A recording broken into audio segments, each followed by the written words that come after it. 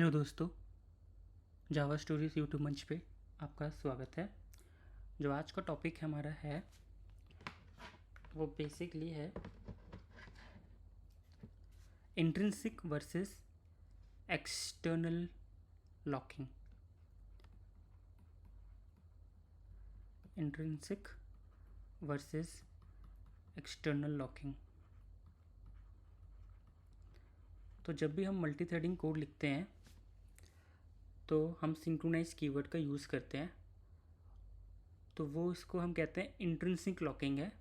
और जब हमारी जावा 5 रिलीज़ हुई थी, so we have got lock APIs जिसके थ्रू हम अपनी एक्सटर्नल लॉकिंग कर सकते हैं। तो सबसे पहले हम यही देख लेते हैं इंट्रिंसिक लॉकिंग हम कैसे करते थे जावा के अंदर। पहले बहुत ही सिंपल है। अपनी कोई क्लास होती थी, पब्लिक क्लास ए। हम क्या क्या करते थे इसके अंदर, हम एक ऑब्जेक्ट बना लेते थे, कोई भी ऑब्जेक्ट बना लो।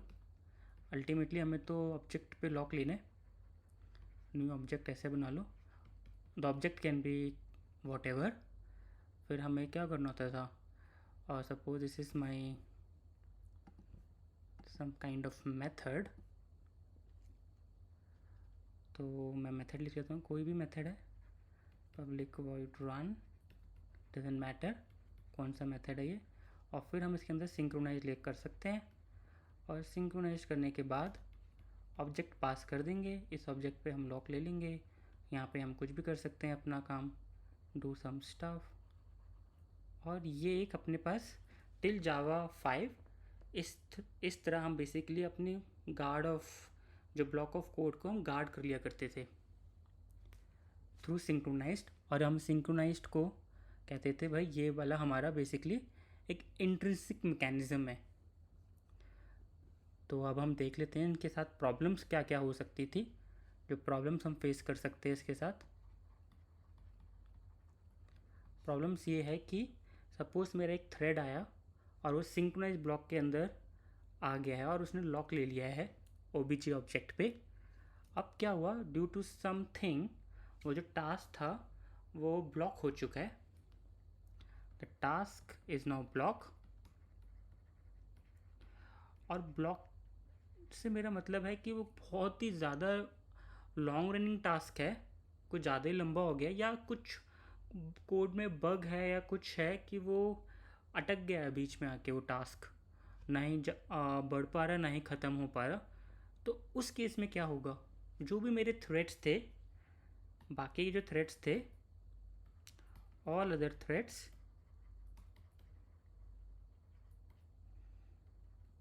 जो वेट कर रहे थे मेरे,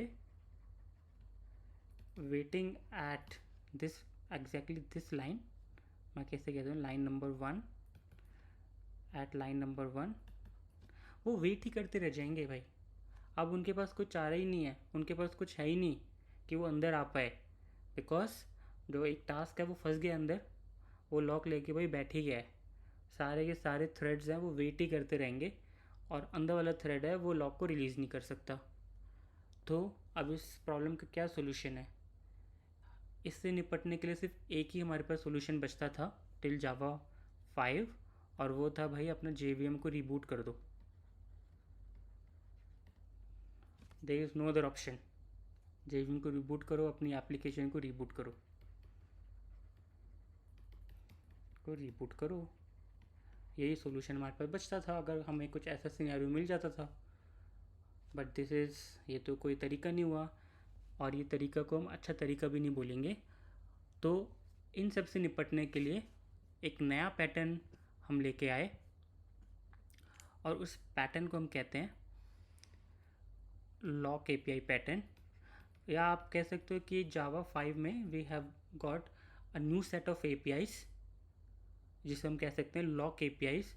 और हम इससे बोलेंगे ये एक्सटर्नल तरीका है लॉक लेने का नाउ, अपने पीस ऑफ कोड को गार्ड करने के लिए, so that multiple threads can not come. बिल्कुल सिंक्रोनाइज जो कर सकता है वो तो ये करेगा ही करेगा, इसके ऊपर से it could do additional things, additional patterns है हमारे पास apart from what synchronize can do.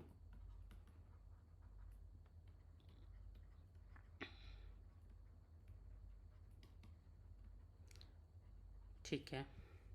तो जो सबसे पहला इम्पोर्टेंट पॉइंट है इसके अंदर वो ये है कि इसका पैटर्न क्या है। भाई हम अब इसमें लॉक कैसे लेंगे? तो लॉक लेने का वही तरीका है, ये मेरी पब्लिक क्लास से है। Instead of making an object और उस ऑब्जेक्ट पे हम सिंक्रोनाइज लगाएं, अब हमें कुछ नहीं करना, हमें एक लॉक बनाना है। लॉक बेसिकली एक इंटरफेस होगा और हमें बेसिकली अब एक री एंट्रेंट लॉक है, इम्प्लीमेंटेशन है उसका। बहुत सारे इम्प्लीमेंटेशन है लॉक के, सबसे फेमस है अपना री एंट्रेंट लॉक की।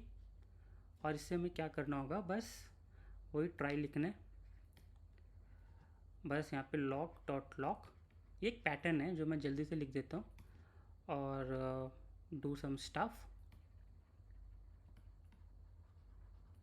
और यहाँ पे अपना, और इसमें एक तरीका होता है फाइनली में जाके हम इसको रिलीज़ करते हैं, ना कि कैच, बिकॉज फाइनल तो रन होता ही होता है। यहाँ पे हम अपना लॉक डॉट अनलॉक कर देते हैं। तो this is the pattern which we follow for reentrant locks APIs। अब इसके ऊपर बहुत सारे अदर मेथड्स हैं। री एंट्रेंट लॉक के अंदर बहुत सारे मेथड्स मिलते हैं जिसकी हेल्प से हम वो वाले सॉल्यूशंस को प्रोवाइड करेंगे, या वो वाले प्रॉब्लम्स के सॉल्यूशंस हैं हमारे पास जो सिंक्रोनाइज्ड के अंदर थे। So synchro has methods, so we solve problems faced in synchronized through these methods.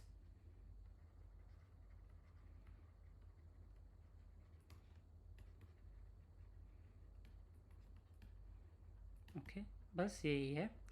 तो मोटा मोटा हम बोलते हैं कि री एंट्रेंट लॉक्स हमें 3 फैसिलिटीज़ प्रोवाइड करता है और हम उसके बारे में पढ़ेंगे अब आगे। जो पहली फैसिलिटी जो प्रोवाइड करता है वो होता है लॉक इंटरप्टिबली तो एक्विजिशन कह देते हैं इसे हम, एक टर्म है। ओके, मुझे स्पेलिंग थोड़ी सी प्रॉब्लम है इसमें। लॉक इंटरप्टिबली एक्विजिशन, इसको हम बड़े विस्तार से पढ़ेंगे अभी, और हम इस वाले लेक्चर में सिर्फ लॉक इंटरप्टिबली ही देखेंगे। जो आने वाला हमारा लेक्चर होगा री एंट्रेंट लॉक पे, उसके अंदर हम देखेंगे भाई हमारे पास एक टाइम एक्विजिशन की फैसिलिटी है,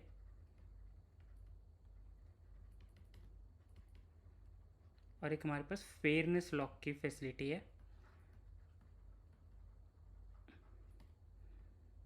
फेयरनेस लॉक एक्विजिशन की फैसिलिटी है जो पहले नहीं थी हमारे पास। तो अब हमें पता करना है लॉक इंटरप्टिबली क्या होता है। तो लेट्स गो टू द इंटेलिजे। ठीक है, तो सबसे पहले हम क्या करते हैं, स्टैटिक क्लास फ्रेंड हमारी बनी हुई है। इसके अंदर बेसिकली मेरे पास मेथड है void guarded मेथड, इसको मुझे गार्ड करना है। तो मैं कैसे करूँगा, लेट्स सी दैट। सबसे पहले वही है, अपने पास एग्जीक्यूटर बनाना है, न्यू थ्रेड, और मैंने क्या किया, 2 थ्रेड्स बनाए हैं अपने, और इसको मैं कर लेता हूँ एग्जीक्यूटर सर्विस के अंदर।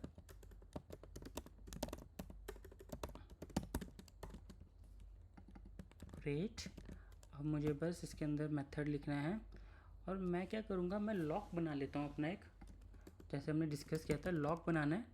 और आप इसका देखोगे कॉन्करेंट लॉक के अंदर पड़ा है, और हम एक सिंपल सा लॉक बना लेते हैं, न्यू री एंट्रेंट लॉक, और सबमिट कर देते हैं अपना task friend dot guarded method.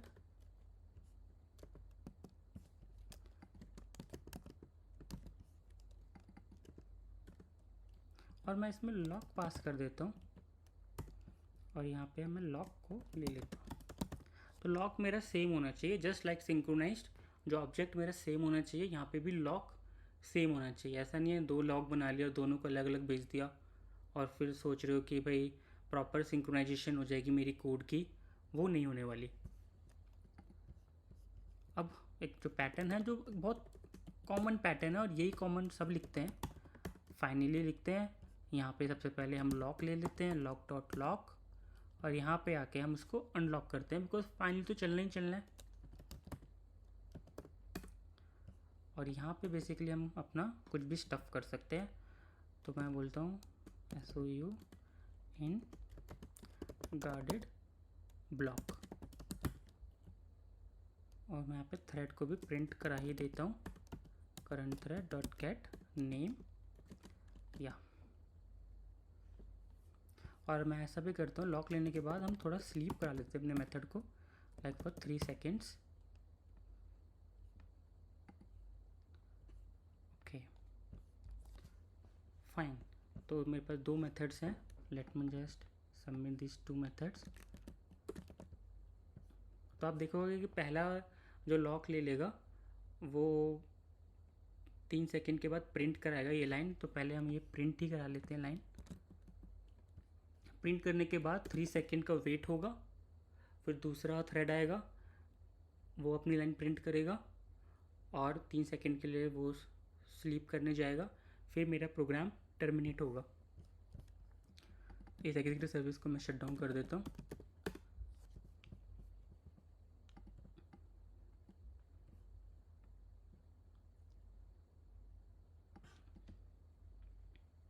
तो आपने क्लियरली देख लिया है, पहला थ्रेड आया, थोड़ी देर रुका, फिर दूसरा 3 सेकेंड के लिए रुका, फिर दूसरा मेरा ये हुआ, वो भी थोड़ी देर के लिए रुका, और फिर मेरा ये जाके JVM मेरा शट डाउन हो गया। ये तो हम सिंक्रोनाइज में भी करते थे, इसमें क्या ऐसी क्या खास नई बात है। तो जो हमने डिस्कस किया था अभी लॉक इंटरप्टिबली, वो हम कर सकते हैं। सपोज़ उसके लिए बस इतना करना होता है, लॉक इंटरप्टिबली। इसका मतलब ये है कि जो पहला थ्रेड ने जो लॉक ले लिया है, अगर वो एक लॉन्ग रनिंग टास्क के अंदर फंस गया है और बाकी के सारे जो थ्रेड्स हैं वो यहाँ आके वेट कर रहे हैं, तो हम क्या कर सकते हैं, हम उन थ्रेड्स को इंटरप्ट कर सकते हैं। अब उन थ्रेड्स को हम इंटरप्ट कैसे करेंगे वो हम देख लेते हैं। Let me give you one thing. ये जो रियल डेवलपमेंट में करना इट्स वेरी टफ, बहुत कॉस्टली है ये, और मोस्ट ऑफ द टाइम हमें नहीं करना होता। बट कभी कभी ऐसे सिचुएशंस आ जाते हैं कि जहाँ हमें इंटरप्ट करने ही पड़ते हैं अपने थ्रेड्स को रिलीज़ करने के लिए। अदरवाइज़ ओवरऑल एप्लीकेशन में क्या थ्रेड्स फंसते रहेंगे और अपना एप्लीकेशन की परफॉर्मेंस ख़राब होती रहेगी, और एक टाइम के बाद बेसिकली हमारी एप्लीकेशन चलना ही बंद हो जाएगी बिकॉज थ्रेड्स ही नहीं बचेंगे। वो बार बार इस मेथड में आएंगे, सारे के सारे वेट करते रहेंगे और थ्रेड्स मेरे फंसते रहेंगे। तो कभी कभी क्या होता है कि ऐसे सिचुएशन में अगर आपको लग रहा है कि कुछ प्रॉब्लमेटिक है, तो ऑफ कोर्स हम थोड़ी ना पूरी ज़िंदगी भर ही वो थ्रेड उसका इंतज़ार करते रहेगा लॉक का। उसको लगता है कि भाई मुझे कोई इंटरप्ट कर देगा तो मैं रिलीज़ हो जाऊँगा। तो अभी हमें वही देखना है अब कैसे हम कर सकते हैं। तो मैं इसको करने के लिए क्या करता हूँ कि let me just leave this for 15 seconds. तो मेरा पहला थ्रेड आएगा, लॉक लेगा और 15 सेकेंड के लिए वो सो जाएगा। बट मुझे जो दूसरा थ्रेड है इसका मैं फ्यूचर पे रेफरेंस ले लेता हूँ अपने, और मुझे इस फ्यूचर को बेसिकली जस्ट मैं स्लीप करा देता हूँ फॉर 1 सेकेंड, और मैं इस फ्यूचर पे कैंसिल कर दूंगा। बेसिकली मुझे अब इंटरप्ट करना है अपना थ्रेड। तो मुझे पता है कि पहला आया, मैंने जल्दी से सेंड कर दिया और सबमिट किया, और मैं यहाँ पे क्या करता हूँ, थोड़ा वेट कर लेता हूँ before I submit my second task to the executor, so that वो लॉक ले ले मेरा पहला वाला थ्रेड। जो एग्जीक्यूटर का पहला थ्रेड है वो मेरा लॉक ले ले। इसको मैं यहाँ पे 2 सेकेंड के लिए स्लीप करा देता हूँ। तो होगा क्या, लाइन नंबर 12 पे आएगा, मैंने अपना एक टास्क सबमिट कर दिया है, एक थ्रेड उससे एग्जीक्यूट करने जाएगा एग्जीक्यूटिव सर्विस से, और वो ऑफकोर्स वो लॉक ले लेगा और 15 सेकेंड के लिए वो स्लीप ही करेगा बिफोर फाइनली में आके वो अपने लॉक को रिलीज़ करे। मीनवाइल मैंने 2 सेकेंड के बाद दूसरा टास्क भी सबमिट कर दिया, और वो जो दूसरा थ्रेड एग्जीक्यूटिव सर्विस में जो इसको एग्जीक्यूट करेगा वो 25 लाइन पे आके वेट करेगा। और फिर मैंने क्या किया, जस्ट 1 सेकेंड के बाद इसको मैंने कैंसिल कर दिया। कैंसिल का मतलब है मैंने थ्रेड को इंटरप्ट कर दिया है, और ऑफकोर्स 15 सेकेंड तो अभी बीते नहीं होंगे, तो वो मेरा थ्रेड इंटरप्ट हो जाएगा और जैसे ही मेरा थ्रेड इंटरप्ट होगा वो इंटरप्टेड एक्सेप्शन थ्रो करेगा।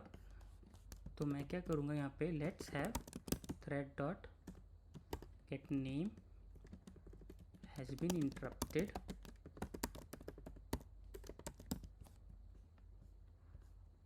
और फिर वो यहाँ पे आके अपना लॉक को रिलीज़ कर जाएगा। तो मैं यहाँ पे लिख देता हूँ thread dot current thread dot get name is going to release is going to exit this finally block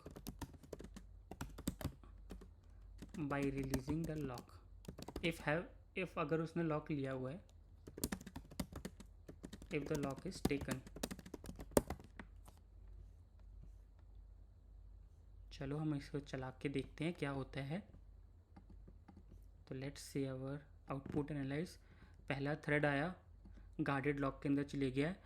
दूसरा थ्रेड मेरा इंटरप्ट हो चुका है, दूसरा थ्रेड निकल चुका है फाइनली ब्लॉक से।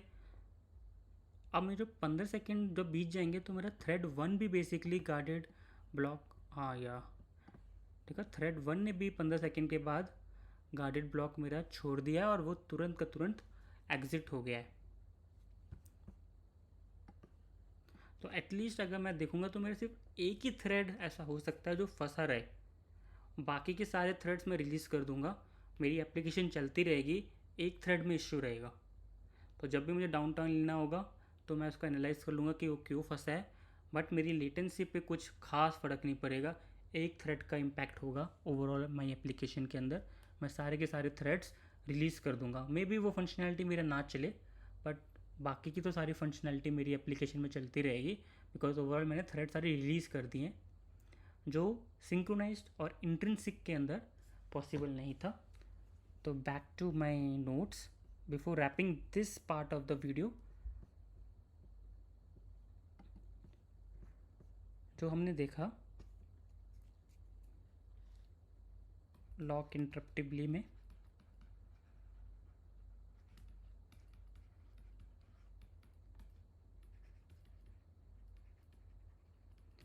जो वेटिंग थ्रेड हैं लॉक पे, वी कुड इंटरप्ट देम। तो मेरे वेटिंग थ्रेड्स हैं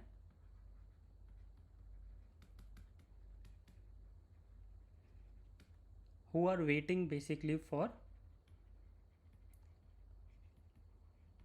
lock can be interrupted।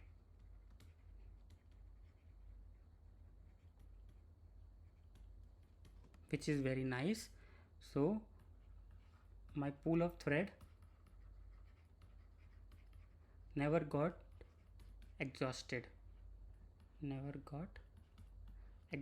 और मेरी एप्लीकेशन चलती चली जाएगी without much hiccups. So this was not possible with synchronised. और तीसरा, this has a cost and also I would say this is very difficult to achieve as well, hard to achieve in real development। but आपके अंदर आपको पता होना चाहिए कि ये वाली फैसिलिटी भी है। तो अगर आप एप्लीकेशन में कुछ ऐसी सिचुएशंस आ जाती हैं तो at least you know how to deal with this kind of problems. तो अब क्या करेंगे, हम आने वाले चैप्टर के अंदर बेसिकली हम जो डिस्कस करेंगे वो बेसिकली इस पे करेंगे और एक फेयरनेस लॉक एक्विजिशन पे करेंगे। और यही तीनों हैं चीज़ें हैं जो बेसिकली री एंट्रेंट लॉक को बहुत पावरफुल बना देती है ओवर सिंक्रोनाइज्ड। और अब आज के टाइम पे जावा में सिंक्रोनाइज्ड कीवर्ड को प्रेफर नहीं किया जाता। लोग कर रहे हैं, जो पुराने जावा 3 जावा 4 वाले हैं वो अभी भी सिंक्रोनाइज्ड करते हैं, but it has been clearly defined by Java, don't use synchronized, use locks API। I hope you enjoyed this video। Please like this video, subscribe this video, or subscribe to my channel and share this video to your friends who are new to this concurrent type of programming in Java। Till then, bye bye।